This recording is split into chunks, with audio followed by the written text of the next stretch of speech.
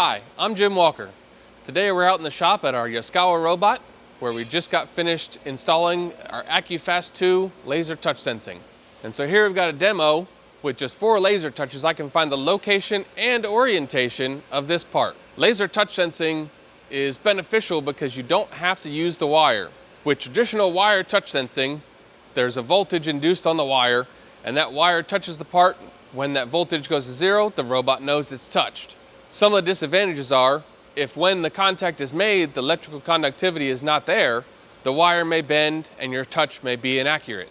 With laser touch sensing, you don't have that possibility. It's a laser light. It will reflect off of multiple surfaces and becomes more accurate than wire touch sensing. Laser touch sensing isn't just delegated to welding.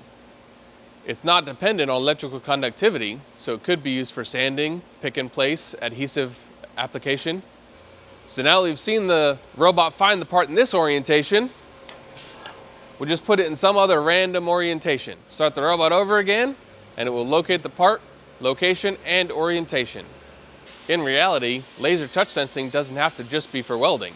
It's not dependent on wire stick out, electrical conductivity, or wire placement. So here you can see the first 2 touches are close to each other. That finds the rough orientation of the part. Then 2 more touches are further apart and 90 degrees to each other. That finds the exact orientation and location of the part.